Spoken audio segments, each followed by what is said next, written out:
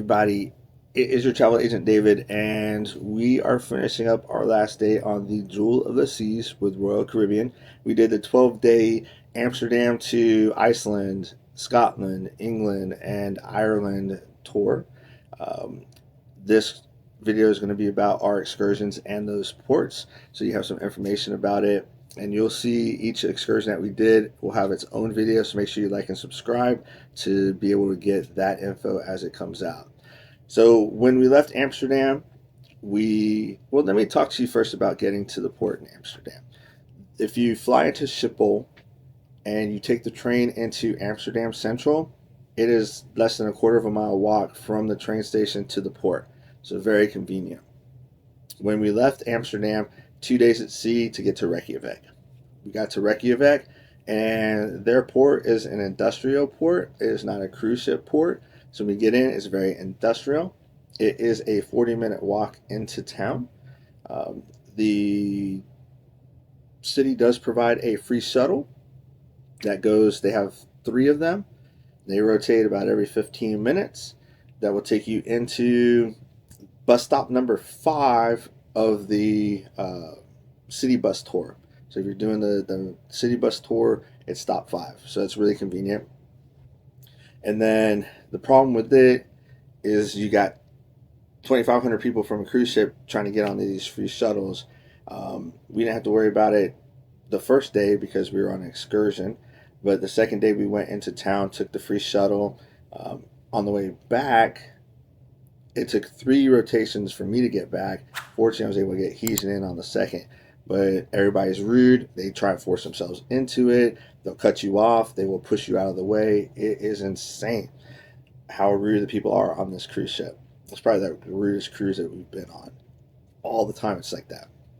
But anyway, back to Reykjavik. So in Reykjavik, the first day we did the ring tour. So we got to see the falls. We got to go to a geyser. We got to go to a bath. We got to go to a volcano crater. There's a lot of stuff that we got to do. We got to see a lot of the landscape, which is really nice. Day 2 in Reykjavik, which is cool because we overnighted it. We get that tour that we did. We didn't get back until almost 11 p.m. So we were pretty beat by that time. So we didn't go into town. The second day that we were there, the shuttle started at 8 o'clock. So we took the shuttle into town. Nothing opened until between 10 and 11. So there was nothing really to do until that time. We had to be back on the ship at noon. So it didn't give us much time to go into shops. So what we did find is at 10 o'clock, there was a lava show. Now, this is really the coolest thing I've ever seen. They've actually taken lava, brought it back, remelted it to 2,000 degrees, and they show you how to work it, how it forms, how it hardens, all kinds of stuff. It's really awesome. And when that lava came down that small little chute, it was so hot, it heated up the room. And I didn't even believe it at first, but before it started, they're like, hey, if you have a heavy coat on, you may want to take it off because you're going to get really hot. And I was like, but yeah, it got hot in there. It's crazy. So when we were done with that, went back to the shuttle pickup point, fought our way into the shuttle eventually, and got back onto the ship. They do have cabs that are at the shuttle stand right outside the port, but it's a 40-minute walk if you don't want to pay for a cab or take the free shuttle. It was insane. Like, I almost wanted to take a cab back just because of how insane the shuttle getting back was. It was like going Christmas shopping the last day of before Christmas, on Christmas Eve, and that last Cabbage Patch doll was out there. If you've seen Jingle All the Way, that is kind of like how it was trying to get on this bus. They were pushing old people out of the way, cutting people out. It was insane. I'm surprised there was no fight. Now, once we left Reykjavik, we went to Akureyri, which was on the northern coast of Iceland. That was a pretty cool port. It was almost into town. Our time there was very limited, so we couldn't get off the ship and go into town, because if we did, we would have missed our excursion. So we took our excursion, came back, had about an hour left, not enough time to get into town and do anything and get back in time. So if you want to go into Akureyri, don't take an excursion. I don't know why on this cruise they cut the time at the port so short, but Royal Caribbean did a bad job with these excursions, timing them and then getting the ship time going. We could have left at 5 or 6 every cruise day and gotten into where we needed to be on time. The next stop after Akureyri was Seyðisfjord, which is on the east coast of Iceland. So we almost did a full circle. We did like a little bit more than 3/4 loop around Iceland. Now, Seyðisfjord, it is a tender port. It's very beautiful. Like right from your cruise ship, you can just see waterfalls and things like that. The town is really, really, really small. In the seasonal time in the summer, there's like 630 people that live there. That's how small it is. It has two hotels, really small hotels, a bar, two restaurants, and like two little shops you can walk through, and a grocery store. Like that's it. It's small. So I recommend that you take an excursion there because in 20 minutes you'll be done with the town. Um, we did the Vok Bath Excursion there, and that was really cool. It was a lot better than the bath from the ring route in Reykjavik. Um, it was really designed for tourist and commercial purposes, whereas the one in Reykjavik really felt like it was a YMCA pool. That was just a little bit cooler than everything else. Um, After Seyðisfjord, we had a sea day, and then we got into Greenock. Greenock, you'll see it described as Glasgow. Greenock is about a 15-20 minute drive from Glasgow. They did have free shuttles from the terminal to, or no, excuse me, they had €10 shuttles from Greenock to Glasgow. So you could take that. I did the Stirling Castle experience. Stirling Castle, it was a castle. It's not the coolest castle I've been to. Warwick Castle in England probably is. It's still a castle. It's pretty neat.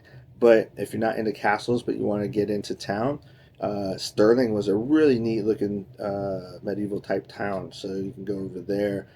But if you don't want to do castles and walk through Stirling, €10, you can get to Glasgow and then hang out there for the day and come back.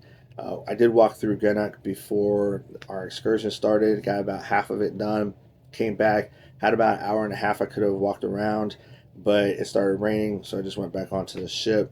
So I got a little bit of Greenock. It's not really a touristy town, like I'd say probably Glasgow is and Stirling is. They just get the cruise ship and everybody pretty much bounces out of it. So there's not very many souvenir shop type things there in Greenock. But the people were super friendly. They use the pound in Scotland. They use the pound in England, but they use the euro in Ireland. So our next stop was Liverpool, probably the best port on this experience.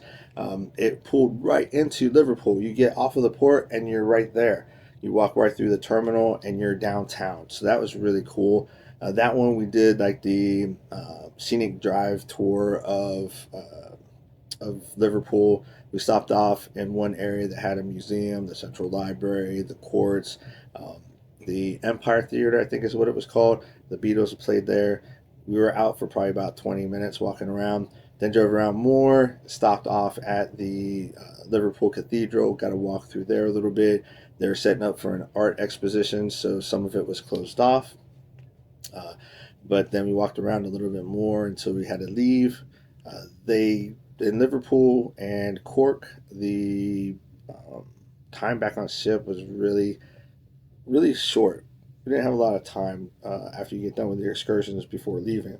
After leaving Liverpool, we were arriving at Cove, Cobh, but it's pronounced Cove, Cove. That has two piers. Holland America happened to be there first, so they got the one right in town, and we had to go to the industrial area, so it was about a 25-minute drive into Cork. We did the Blarney experience, so we didn't go into the castle, we just went through Blarney. Blarney is a lot smaller of a town than I expected. They have a wool mill that's now the world's largest gift shop for Ireland. A couple bars, a couple restaurants, a grocery store, a Protestant church, a Catholic church, and then some minimal housing. So in about 20 minutes, you can be done. They can spend the other hour that you have there in Blarney in the gift shop. I really recommend that you get a Irish whiskey drink at Christie's Bar and Grill, which is right next to the world's largest Irish gift shop. If you want to see some hilarious stuff, go look at my shorts and find Hesian having her first Irish whiskey. You can thank me later. If you laugh so hard your side hurts, you may not want to watch it. Maybe you do. Um, but Blarney was it was very uneventful.